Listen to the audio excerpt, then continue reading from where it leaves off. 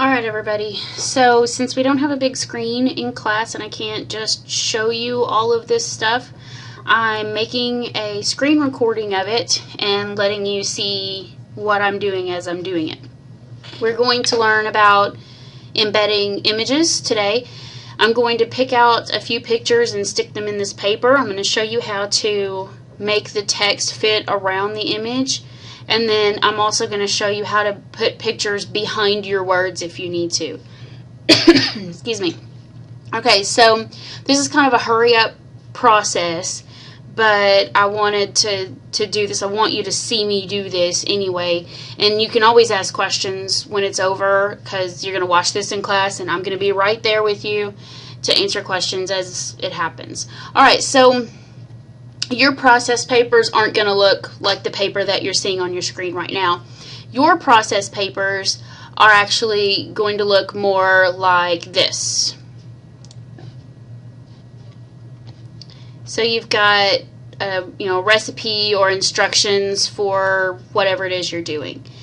But I wanted to show you how to do pictures on a regular paper because it has more words and it just has a bigger impact. So if I want to put a picture in this document, I want my cursor wherever I want the picture to go. Okay, so I put the cursor where the picture goes. I hit the Insert menu.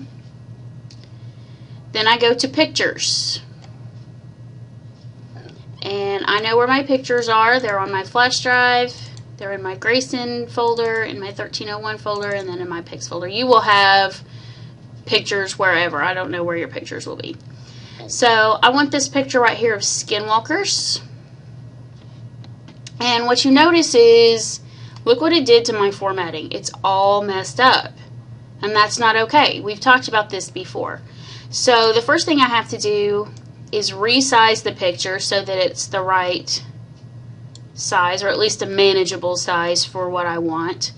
And you notice that that made it a little bit better, but then I still have all of this blank space over here. So depending on what version of Word you're using, you can do this a couple of different ways. If you're using the brand new version of Word, you probably have this button right here that says Wrap Text under the Format tab. If you have that button, you can pull it down and you'll see all of your options here. If you don't have the newest version of Word and you're working in an older version of Word, you can right click and you will see in this menu there will be a picture something like this, except for yours probably has a dog on it. The picture is probably a dog. So anyway, I'm going to use Format Picture, Layout, and if you're using the older version of Word, yours looks like this with the dog on it. And I like to make the text move in tight around the picture because sometimes when you put it as square, it causes some formatting trouble. So I'm going to choose tight and hit OK. Now look at how the text fits around the picture. That's a good thing. That's what you want. Alright, so let's do this one more time. Let's say I want the picture to go here. And when I did this in class yesterday, it didn't work out as well as I wanted it to. So we're just going to see how it turns out. Alright, so I may not want all of my pictures on one side of my document. If you're doing a step-by-step process, that might work out really well for you, where you have the picture over here, then the steps, picture, step, step. You can do that if you want to, or you can move the pictures around. So I'm going to resize this, and I don't like where it is, so I'm going to wrap the text tight around it like that. And once you wrap your text, you can move the picture anywhere you want. So let's say I want the picture to go here, because this picture up here was on this side, and maybe this one looks better on that side. And I can make it a little bit bigger so that it looks a little bit more proportional to that picture. So that's how you embed a picture in a document. Now we're going to switch over to the other document that I have. This is a recipe that I put in a cookbook for my other class. My Mexican-American Lit class is building a book of recipes and family crafts and traditional stories from their families, and this is one of the things that I chose to put in the book. And so you notice that I've got the recipe listed here. Here are the instructions down here, and I've got a couple of pictures. And I embedded these pictures the same way that I showed you just then with the actual paper. Didn't do anything differently. But what I'm going to show you now is how to make the picture go behind the text. You do it exactly the same way that you did the text wrapping with putting it tight or square around your picture. Only sometimes that causes a little bit of a problem. The first thing you want to do, if you want to put a picture behind your text, before you do anything else, resize your picture to make it the right size.